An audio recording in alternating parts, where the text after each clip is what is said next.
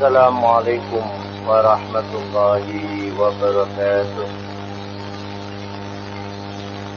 Alhamdulillah alladzi arsala rasulahu bil huda wa dinil haq liyudhhirahu 'ala ad-dini kulli wa kafa billahi shahida. Asyhadu an la ilaha illallah wahdahu la syarika lah wa asyhadu anna Muhammadan 'abduhu wa rasuluhu la nabiyya ba'dah. Allahumma salli wa sallim wa barik ala Muhammad wa Muhammad kama sallaita sallamta wa barakta ala Ibrahim innaka Hamidum Majid. Amma ba'du fa ya ibadallah ittaqullah. Jamaah, kajian kita masih surat Al-Waqiah. Insyaallah kita mulai pagi ini ayat nomor 57. A'udzu billahi minasyaitonir rajim. Nahnu khalaqnakum falaula tusaddiqun. Afara'aytum ma tumnun. A antum takhluqunahu am nahnul khaliqun. Nahnu qaddarna bainakumul mauta wa ma nahnu bimasbuqin ala an nubaddila amsalakum wa nunsyi'akum fi ma la ta'lamun. Wa laqad alimtumun nash'atal ula falawla tadhakkarun. Jemaah, yang lalu kita kaji bahwa orang-orang kafir Mekah dahulu tidak percaya adanya kebangkitan setelah mati. Mereka mengatakan, "Idza mitna wa kunna turaba wa idzaman a inna lamab'utsun." Apakah jika kami mati dan kami juga sudah menjadi tanah, tulang belulang yang sudah hancur campur dengan tanah, apakah sesungguhnya kita bisa dibangkitkan kembali? Itulah kalau menggunakan akal, manusia tidak akan percaya jika mati bangkit kembali, karena aslinya manusia dari tanah dan menjadi tanah lagi, susah untuk bangkit. Masuk akal, dan mereka tidak pernah percaya adanya hidup sesudah mati. Itu orang-orang kafir dahulu. Makanya pada ayat nomor 57 Allah menjelaskan nahnu khalaqnakum, kamilah yang menciptakan kamu. Dan orang kafir Mekah dahulu saat hidupnya percaya kalau yang menciptakan dirinya itu Allah. Jadi kalau Allah sebagai pencipta, jangankan manusia, iblis dari golongan jin pun percaya kalau dirinya itu diciptakan oleh Allah. Maka kalau iman seperti itu belum sempurna keimanan seseorang. Kita bicarakan yang lalu dari sisi keimanan itu, kita harus meyakini bahwasanya Allah itu sebagai pencipta. Dan keimanan yang lain bahwa yang disembah itu hanya Allah. Dalam keimanan yang Allah sebagai zat yang disembah, itulah orang kafir Mekah saat itu tidak mau mengikuti. Oleh karena itu Allah katakan, "Falaula tusaddiqun," mengapa kamu tidak membenarkan adanya kebangkitan setelah mati? Padahal kamu percaya bahwa Allah yang menciptakan kamu. Kata Allah, nahnu khalaqnakum, kamilah yang menciptakan kamu. Lain dengan orang kafir sekarang, para jamaah. Kalau orang kafir sekarang percaya Allah sebagai pencipta dan percaya adanya kebangkitan setelah mati, tapi kalau diajak menyembah Allah tetap tidak mau. Mereka meyakini adanya Tuhan yang disembah. Jadi kalau kafir dulu di zaman Nabi orang Mekah tidak percaya adanya kebangkitan setelah mati, kalau orang kafir sekarang modern percaya ada kebangkitan setelah mati, bahkan percaya surga dan neraka, tapi mereka tidak mau menyembah Allah. Bahkan mengatakan Allah punya anak. Tapi yakin bahwa mereka akan masuk surga, hati-hati. Inilah bedanya kafir di zaman Nabi dahulu di Mekah dengan kafir sekarang. Tapi tidak ada orang yang kafir itu masuk surga. Semua orang yang kafir itu masuk neraka, biarpun mereka yakin dirinya masuk surga dan mengakui bahwa agamanya dianggap benar. Itulah kita tidak boleh ikut-ikutan dalam hal agama. Berulang kali juga saya sampaikan, karena agama itu keimanannya harus tauhid. Maka kalau ada manusia tauhidnya hanya percaya Allah sebagai pencipta, tapi tidak mau mengakui Allah yang disembah, berarti tauhidnya belum benar. Dalam istilah agama kita, mereka itu hanya meyakini adanya tauhid rububiyah, yang diyakini Allah sebagai Rabb, dan mereka tidak mau melakukan penyembahan kepada Allah, maka mereka itu disebut orang yang meninggalkan tauhid uluhiyah. Allah sebagai ilahun, yang diindonesiakan berulang kali bahasa kita disebut ilahun itu Tuhan. Tapi ilahun itu arti sesungguhnya adalah ma'budun, yang disembah.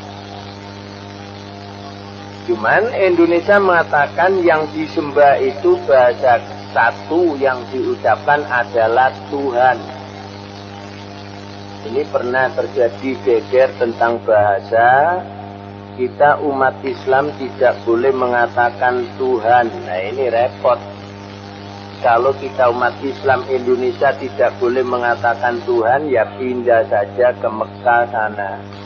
Di Mekah tidak ada Tuhan, yang ada ilahun. Kan benar, tidak ada di Arab sana Tuhan, tidak ada. Di Inggris gak ada Tuhan, yang ada God. Oleh karena itu, kalau kita mengatakan orang Indonesia Tuhan sebagai seorang Muslim, wajib Allah yang dimaksud. Kalau mengatakan Tuhan selain Allah, musyrik. Dan Allah itu tidak boleh diterjemahkan karena Allah itu nama. Nama siapa? Nama zat yang disembah.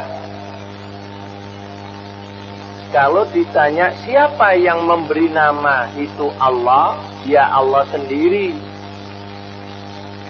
Dalam surat Toha ayat nomor 14, Allah mengenalkan dirinya.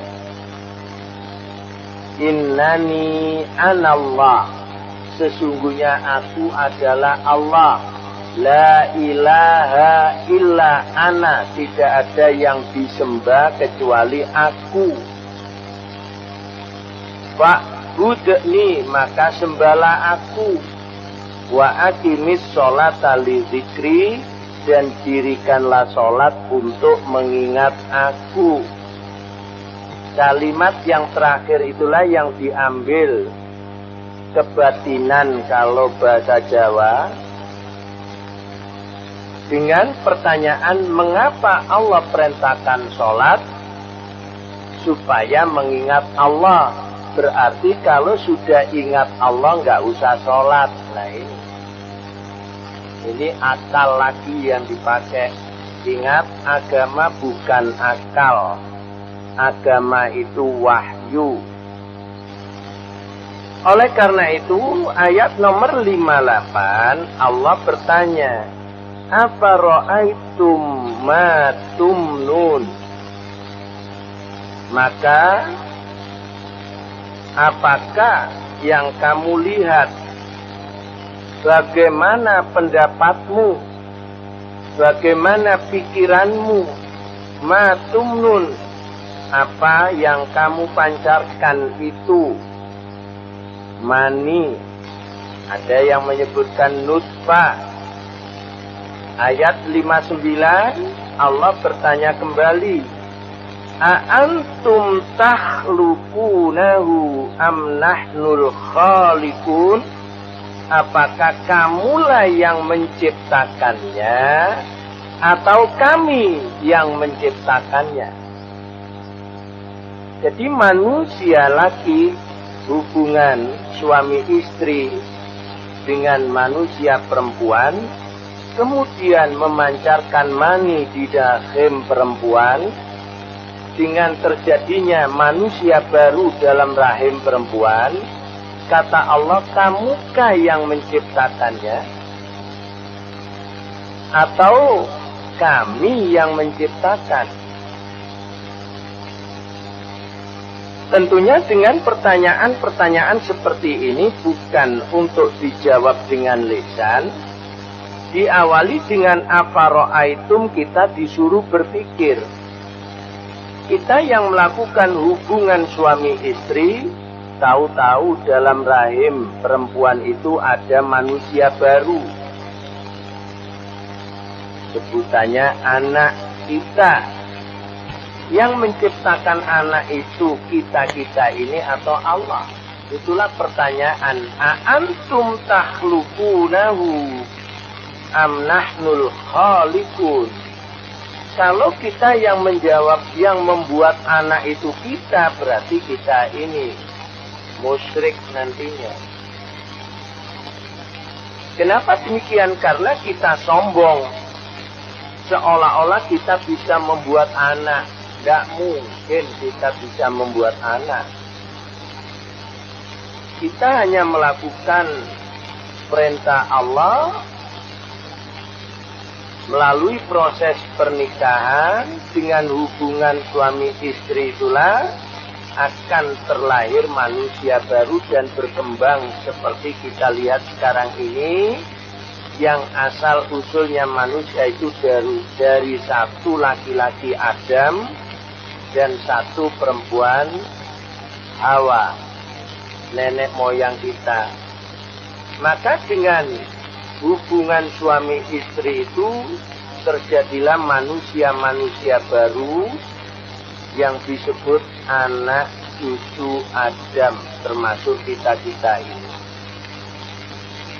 Dengan demikian, kalau manusia meyakini semuanya itu Allah yang menciptakan, kenapa tidak percaya adanya kebangkitan setelah mati, padahal Allah mampu menciptakan yang tidak ada menjadi ada. Aslinya kita manusia tidak pernah ada, lalu Allah ciptakan manusia pertama, nenek moyang kita, yaitu Nabi Adam. Itulah ayat nomor 60, Allah menjelaskan, Nahnu qaddarna bainakumul mauta wa ma nahnu bimasbuqin. Kamilah yang menentukan di antara kamu tentang kematian. Jadi Allah mampu menciptakan manusia dan menghidupkannya, dan Allah pula yang menentukan kematiannya. Wa ma nahnu bimasbukin, dan kami, kata Allah, tidak ada yang bisa mengalahkannya. Dengan demikian, apapun yang kita ketahui dengan perkembangan manusia dalam kehidupan dunia, kemudian ada manusia itu mati, dan semuanya yang hidup pasti mati, maka Allah tekankan pada ayat nomor 60, nahnu qaddarna bainakumul mauta, sesungguhnya kamilah yang telah menentukan kamu semuanya itu mati. Wa ma nahnu bimasbukin, dan kami tidak dapat dikalahkan. Kenapa demikian? Karena hidup mati itu di tangan Allah. Allah mampu menghidupkan manusia, Allah juga mematikan manusia. Lebih-lebih ayat berikutnya 61, ala an nubaddila amsalakum wa nunsyi'akum fima la ta'lamun. Bahkan kata Allah, kami bisa mengganti orang-orang seperti kamu. Jadi kalau kita sekarang ini dimatikan Allah seluruhnya, kemudian Allah menjadikan lagi manusia seperti kita, Allah mampu dan Allah bisa. Oleh karena itulah, kalau ada manusia mempercayai dirinya diciptakan Allah, kemudian manusia itu tidak mempercayai adanya manusia itu kelak akan dibangkitkan Allah, maka orang seperti itu dianggap Allah orang yang zalim, termasuk mereka orang-orang kafir dahulu yang berhadapan dengan Nabi di Mekah. Padahal ditambahkan keterangan oleh Allah, wa nunsyi'akum fima la ta'lamun. Kami Allah mampu membangkitkan kembali yang kamu tidak akan mengetahuinya. Bahkan Allah mampu menciptakan yang lain yang kamu tidak akan mengetahuinya. Baik di dunia ini maupun di akhirat nanti, semuanya itu akan Allah kembalikan manusia yang sebelumnya dahulu nenek moyang kita hingga kita, bahkan akhir zaman nanti kiamat, semua yang mati mampu Allah bangkitkan kembali. Dan kamu tidak akan mengetahuinya.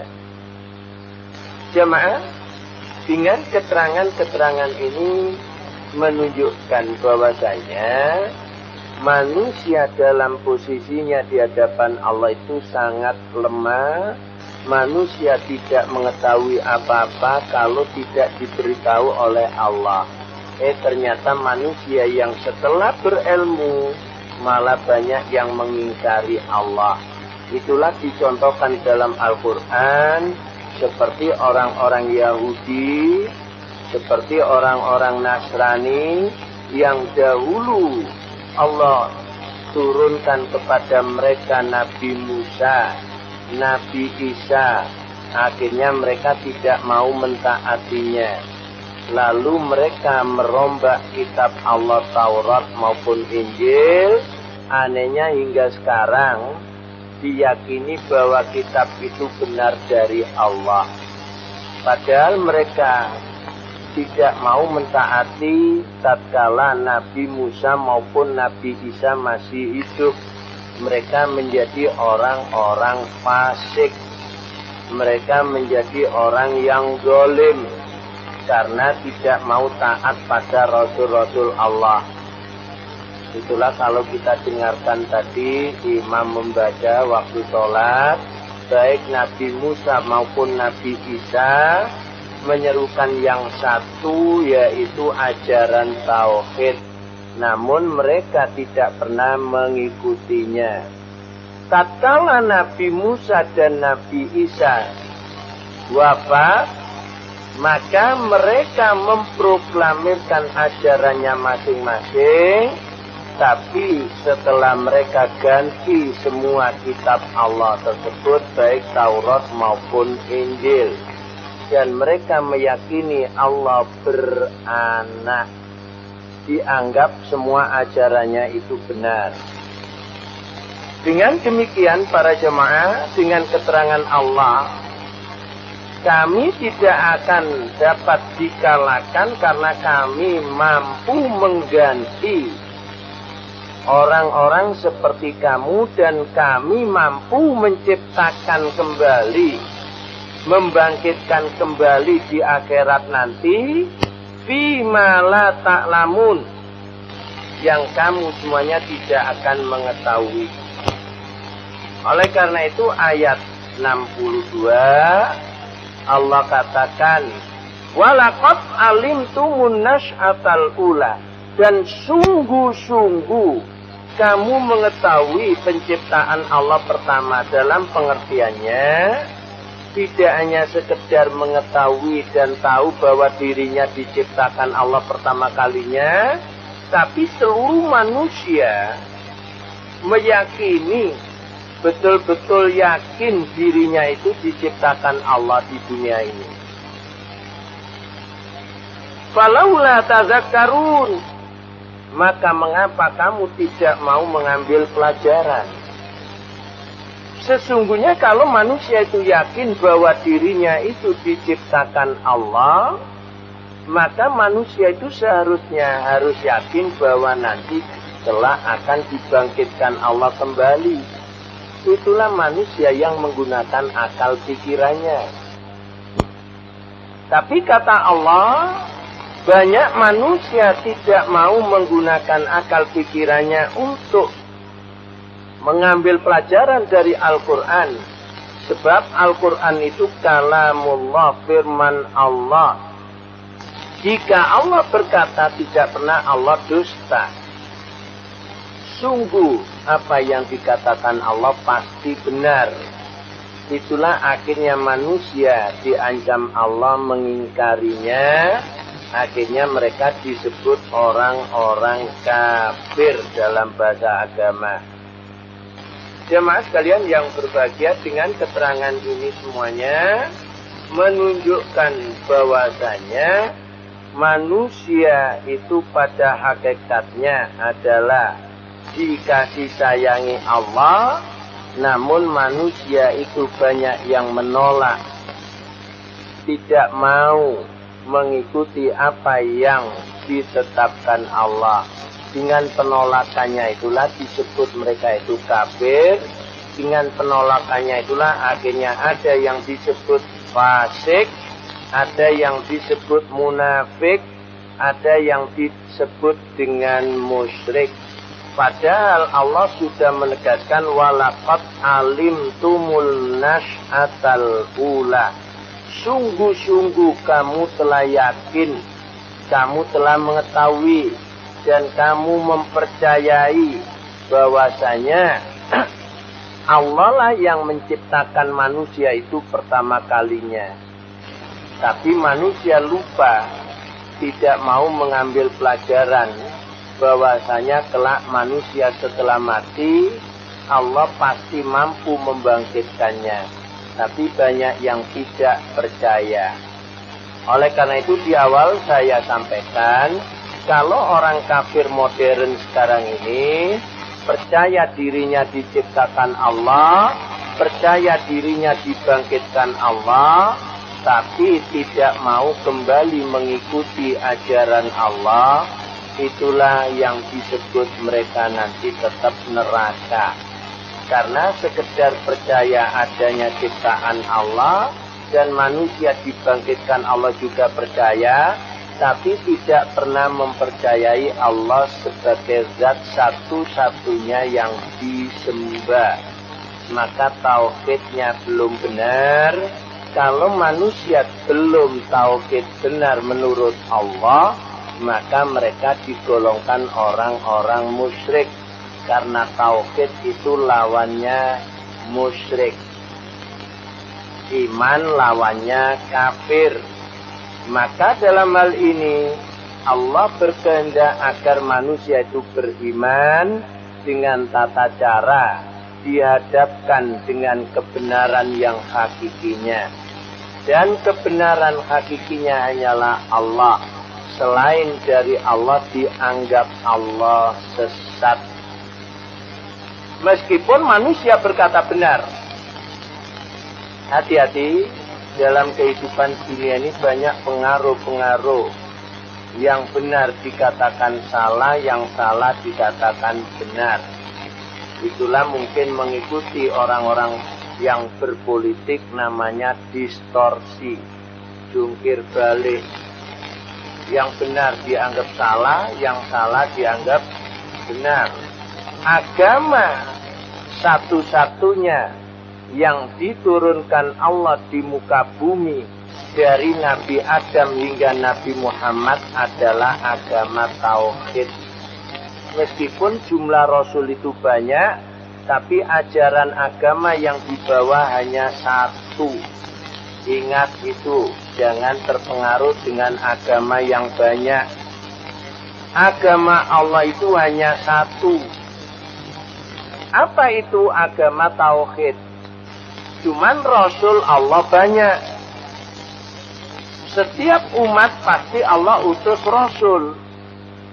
Dan semua Rasul memerintahkan umatnya agar ani'budullah. Hendaklah kamu menyembah Allah. Inilah dari dahulu manusia itu paling ngeyel kalau diajak menyembah Allah.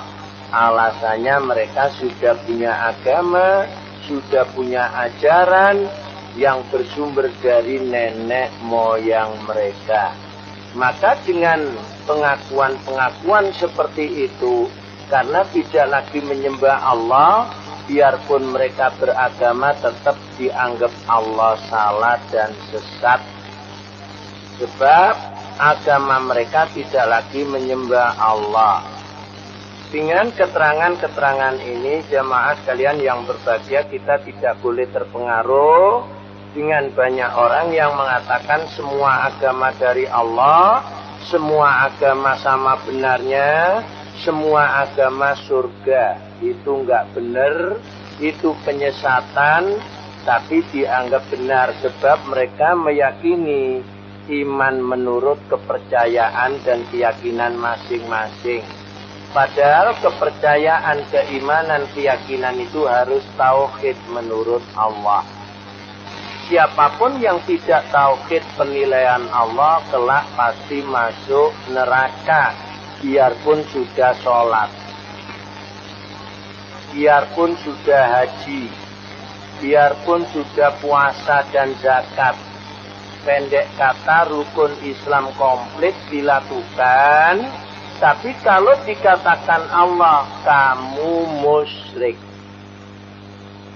tertolaklah sholatnya, puasanya, zakatnya, hajinya. Karena yang pertama kali manusia dinilai Allah adalah ketauhidan. Pengertian tauhid adalah satu-satunya yang disembah itu hanya Allah. La ilaha illallah wahdahu la syarikalah. Tidak ada yang disembah kecuali Allah wahdahu, satu-satunya. La syarikalah, tidak ada sekutu baginya. Jadi siapapun yang menyekutukan Allah pasti neraka. Sebab dosa kemusyrikan tidak diampuni Allah. Innallaha la yaghfiru an yushraka bihi wa yaghfiru ma duna dzalika liman yasha' wa may yusyrik billahi faqad iftara itsman aziman. An-Nisa ayat 48. Sungguh Allah tidak akan mengampuni dosa kemusyrikan, tapi Allah mau mengampuni selain itu. Siapapun yang menyekutukan Allah berarti dia telah berbuat dosa yang besar. Dan kemusyrikan itu menghapus nilai-nilai ibadah yang dilakukan. Jangankan kemusyrikan yang besar, kemusyrikan yang paling kecil yaitu riya saja menghapus amal ibadah. Inilah para jemaah yang bisa kita pahami hanya satu, yaitu tauhidlah ajaran agama Allah. Selain itu dianggap Allah musyrik. Biarpun Rasul banyak, tapi ajaran agama dari Allah hanyalah satu, yaitu tauhid. Selain tauhid bukan ajaran dari Allah. Lantas dari siapa ajaran agama selain tauhid? Dari manusia itu sendiri. Yang turun-menurun dari awalnya, itulah yang disebut pengakuan pada masa Nabi. Mereka yang sudah mengakui beragama dan menyembah berhala, kalau ditanya kami mengikuti nenek moyang. Dan nenek moyang kita sama dengan nenek moyangnya Nabi. Kalau mereka dahulu menyembah berhala, nenek moyang kita mempercayai ada kekuatan benda yang diagungkan. Baik itu animisme dan dinamisme. Masing-masing ini adalah kemusyrikan. Bila manusia mengikuti nenek moyangnya pasti neraka. Dan itu tidak akan bisa hilang karena dari dulunya didukung oleh penguasa, raja-raja. Dan sekarang pun sama. Banyak di antara kita yang mengatakan mari kita lestarikan budaya nenek moyang. Ingat, yang disebut budaya itu dahulu merupakan ajaran nenek moyang. Dan perlu diketahui Islam bukan budaya, jangan dibudayakan. Islam itu hidayah yang harus kita ikuti supaya kita masuk surga. Mudah-mudahan dengan keterangan ini kita menjadi hamba Allah benar-benar tauhid dan kita semuanya mengikuti Rasulullah yang diutus yaitu Nabi Muhammad dengan ikhlas menjalankan ibadah karena Allah. Aqulu qouli hadza astaghfirullah li wa lakum innahu wal ghafurur rahim. Silakan kalau ada yang perlu sampaikan, saya stop sampai ayat nomor 62 insya Allah.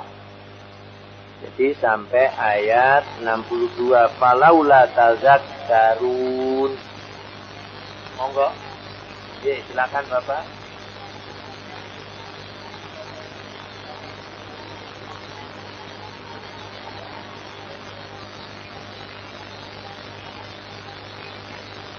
Ya, bagaimana dua-duanya bisa disebut benar, Bapak? Kenapa saya katakan demikian? Yang menghidupkan dan yang mematikan itu Allah. Kalau ditanya Nabi Isa mati, kuburannya di mana? Tapi Nabi Isa itu diangkat Allah, ya. Nah, di sana Nabi Isa dihidupkan Allah atau mati, wallahu a'lam. Kalau Allah menghidupkan bisa.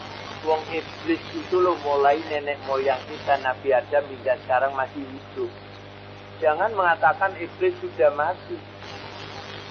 Iblis itu matinya kelak kiamat baru mati. Apalagi Nabi Isa itu nabinya Allah. Seandainya Allah menghidupkan dan diletakkan di langit sana, wallahualam bagian mana, kita pun nggak tahu. Masing-masing yang mengatakan hidup dan mati untuk membuktikan secara realitanya susah. Itu hanya penafsiran dalam ayat inni mutawaffika wa rafi'uka ilayya. Sesungguhnya akulah yang mematikan kamu dan yang mengangkat kamu. Ya selesai sudah.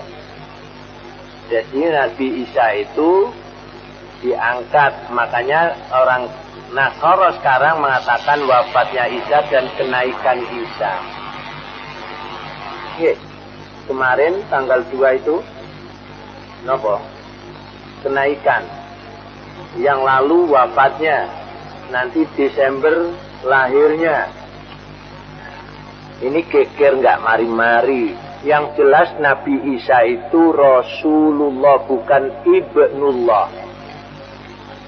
Nabi Isa itu utusan Allah, wa abduhu, dan hamba Allah, bukan Ibnullah, bukan anak Allah. Loh, orang yang mengatakan Allah punya anak kok dianggap benar? Hati-hati. Itulah perlu penegasan tauhid. Kenapa mereka mengikuti bahwasanya mereka itu benar? Karena ada keterangan di negeri kita ini beragama menurut keyakinan masing-masing. Kalau Islam ikut-ikutan, jangan-jangan besok ditolak. Kalau sudah ditolak Allah, jangan ngersulo, jangan putus asa. Yang benar iman tauhid. Selain tauhid, musyrik. Jadi soal pemahaman keyakinan Isa hidup atau mati bisa dikatakan benar-benar dua-duanya. Bisa juga yang mengatakan wafat benar, yang mengatakan hidup benar. Nggak usah gegeran tentang hidup dan matinya Isa, itu urusan Allah. Yang jelas kita yakini wajib mutlak bahwa Isa Abdullah, hamba Allah, wa rasuluhu, dan utusannya, bukan Ibnullah. Kalau ada orang mengatakan Isa anak Allah, kafir.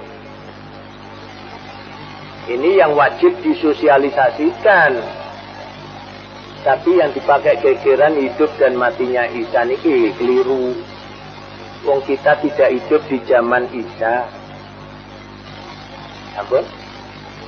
Silakan yang lain. Ye, monggo.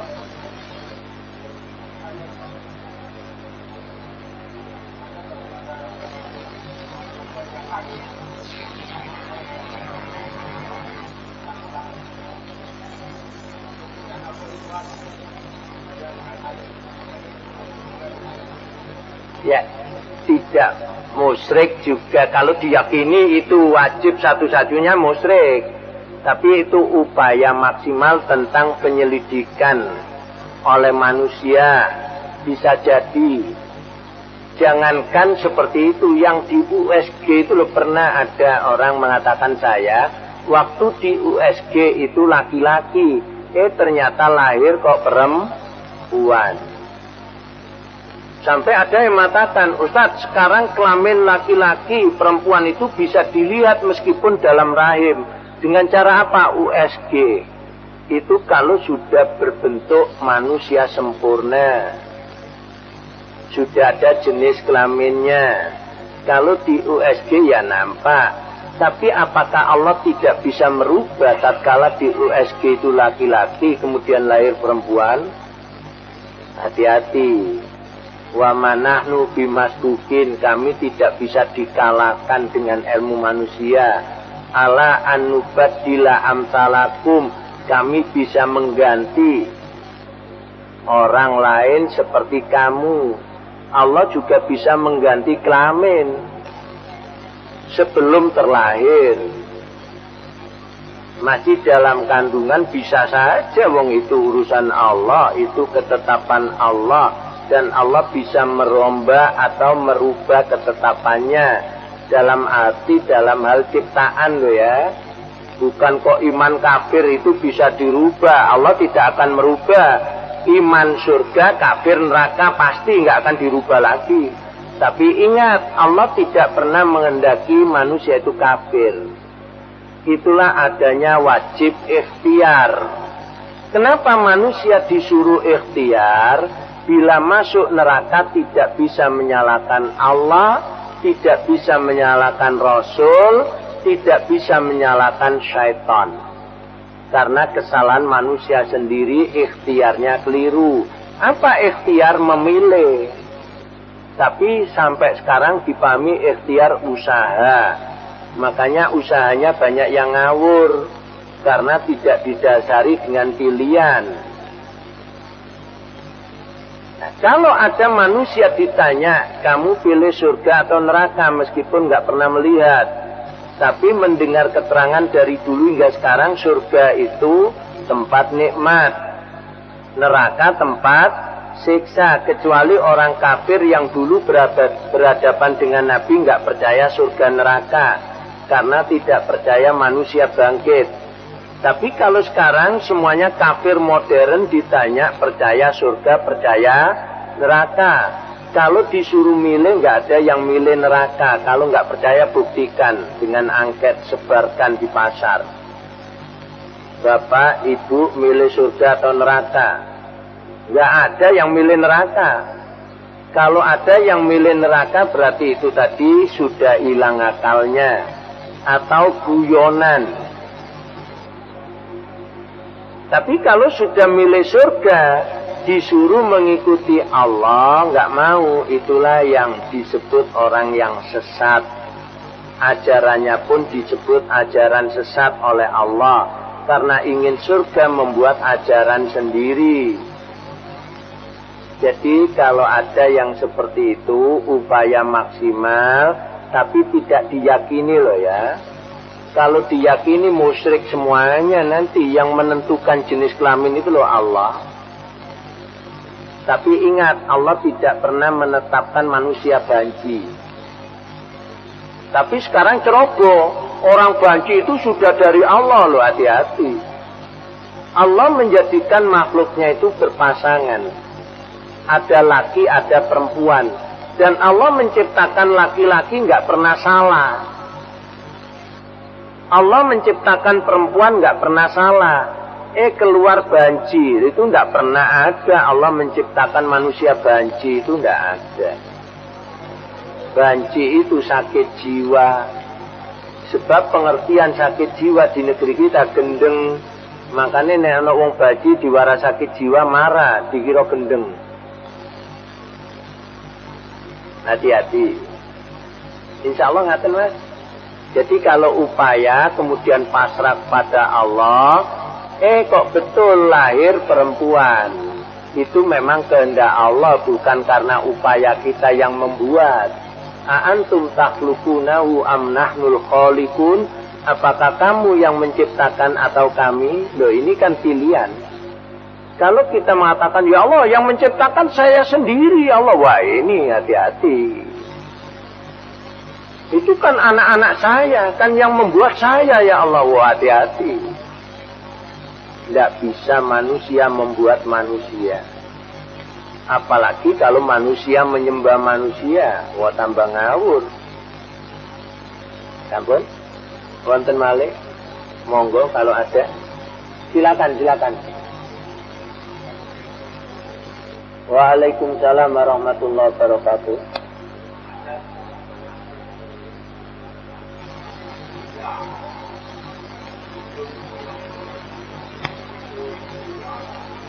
Sudah sunat. Terus hilangnya itu hilang bagaimana ceritanya? Wallahu a'lam, saya tidak ngerti. Bawa genderuwo. Memang banyak terjadi seperti itu. Bagaimana menurut syariatnya? Kalau dia sudah betul-betul khitan, ya kita tidak usah mengkhitan kembali. Cuman kalau anak itu kembali pada alam nyata, ya kita didik sebagaimana kewajiban kita. Orang tua mendidik anak itu kembali pada tauhid. Sebab namanya genderuwo, kuntilanak, wewe gombel, tuyul, apalagi jenglot, itu semuanya dari makhluk Allah yang bernama jin. Jadi mereka-mereka itu bangsa jin. Cuman manusia menyebutkannya wewe gombel, genderuwo, kuntilanak.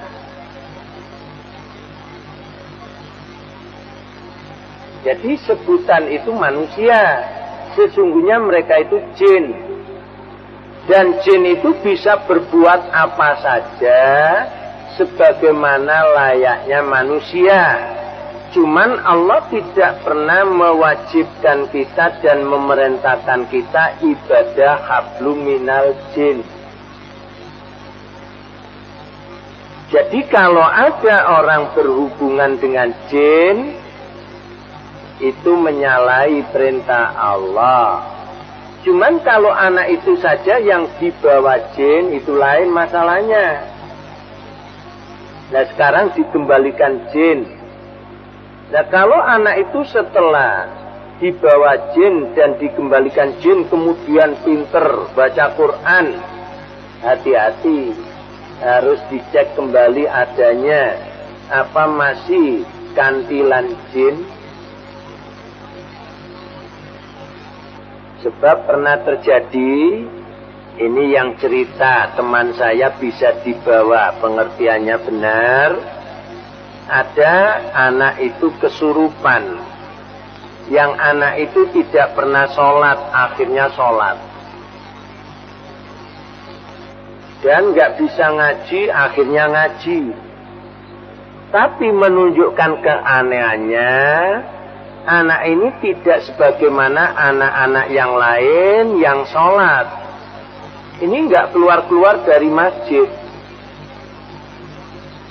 Ya tidak makan, tidak minum. Ini kan menunjukkan keanehan. Akhirnya orang tuanya ragu, jangan-jangan ini ketempelan atau kesurupan. Akhirnya dibacakan oleh keluarganya ngumpul Yasin. Malah menirukan membaca Yasin. Akhirnya manggil orang yang mengetahui tentang itu. Kemudian diajak dialog, ditanya, siapa kamu? Saya Ali bin Abi Thalib. Percayakah panjenengan kalau rohnya Ali bin Abi Thalib nyusup di anak itu? Loh, pandainya jin mengaku itu loh. Akhirnya ditanya terus dan setengah ada ancaman-ancaman karena orang ini mengerti, mengaku, ya saya bongso jin. Kenapa kamu kok masuk seperti ini? Saya ingin mengganggu orang Islam. Baik mereka kiai maupun bukan kiai, umat Islam saya ganggu. Hati-hati. Jin mampu mengalahkan seorang yang tingkatannya kiai. Kenapa jin berani seperti itu? Karena setelah Nabi Muhammad dan sahabat, termasuk Imam 4 Syafi'i, Maliki, Hambali, Hanafi, itu pun belum dijamin masuk surga. Saya pun belum dijamin masuk surga. Iblis berani mengganggu. Siapapun. Tapi iblis pernah mengatakan pada Allah, ya Allah, seluruh anak cucu Adam akan aku sesatkan kecuali hambamu yang ikhlas. Surat Shad ayat 82-83. Qala fa bi izzatika la'uwiyannahum ajmain illa ibadaka minhumul mukhlasin. Seluruh manusia anak cucu Adam akan aku sesatkan, gak peduli kiai, gak peduli orang biasa, dan utamanya yang disesatkan oleh jin itu orang Islam. Kenapa orang kafir gak disesatkan, orang agama selain Islam gak disesatkan? Karena mereka itu nggak disesatkan jin aja sudah sesat sendiri. Dan mereka sudah masuk neraka. Kalau ada syaitan mengganggu mereka, kata syaitan buang energi. Tidak saya ganggu itu loh neraka. Justru yang diganggu adalah umat Islam. Hati-hati. Yang tidak bisa diganggu hanya yang ikhlas. Siapa yang bisa ikhlas? Orang yang tauhid. Sebab orang musyrik itu dianggap tidak ikhlas. Orang yang tidak ikhlas ibadahnya pasti neraka. Na'udzubillah min dzalik. Mudah-mudahan seperti itu, Mas. Terakhir Bapak monggo. Waalaikumsalam warahmatullahi wabarakatuh. Kenapa Pak? Agak keras gitu. Kalau pengakuannya mungkin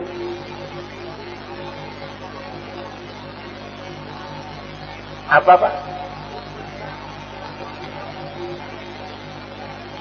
Ya, kalau pengakuan manusianya bisa saja, tapi tidak ada perintah manusia itu ibadah hablum minal jin. Pernikahan manusia dengan manusia. Itulah yang surat Ar-Rum yang ditulis di undangan, wa min ayatihi an khalaqalakum min anfusikum azwajan. Allah menjadikan suami istri itu sejenis manusia dengan manusia. Kalau ada manusia mengawini jin itu menyalahi syariat Allah. Lu jin kan ada yang Islam ya. Jin Islam itu ibadahnya hablum minallah dan hablum minal jin. Kalau ada manusia mengaku mengawini jin, berarti manusia itu tertipu oleh jin. Nah, kalau sudah tertipu jin, itulah besok di akhirat ya neraka. Siapapun yang tunduk patuh pada jin, neraka. Kalau menurut logika manusia, jin dan manusia itu jenisnya nggak sama. Jin dari api, manusia dari tanah. Nah, kalau ada manusia menikahi jin sampai bisa punya anak, mungkin jadi jinnya yang selingkuh. Jin hubungan sesama jin punya anak. Karena meyakini manusia itu menikahi jin, akhirnya seolah-olah itu anaknya jin. Jangankan jin Bapak, wong menungso aja kadang-kadang bisa selingkuh. Sampai kegeran suaminya tidak mau mengakui itu bukan anaknya, karena mereka suami istri nggak pernah melakukan itu. Ternyata selingkuh dengan laki-laki lain. Nah, inilah tertipunya manusia. Makanya jin itu penipu. Dan semua yang berhubungan dengan jin pasti tertipu. Dan kelak diancam Allah neraka. Ampun, bisa dipahami. Kalau pengakuan yang menjalani bisa Bapak, tapi syariatnya nggak boleh. Allah tidak pernah memerintahkan manusia beribadah dengan jin. Tidak ada ibadah hablum minal jin. Ibadah itu dua, hablum minallah dan hablum minannas. Pernikahan itu ibadah. Makanya disebut sunnahku, kata Nabi. An-nikahu sunnati. Mudah-mudahan kita tidak tertipu baik oleh manusia yang kafir maupun jin-jin yang disebut syaitan. Karena masing-masing syaitan pasti menyesatkan manusia dari jalan Allah. Mudah-mudahan Allah menyelamatkan kita dari gangguan syaitan, baik syaitan jin maupun syaitan manusia. Dan Allah menerima amal ibadah kita, mengampuni dosa kita, agar kita berbahagia di dunia ini maupun di akhirat nanti. Assalamualaikum warahmatullahi wabarakatuh.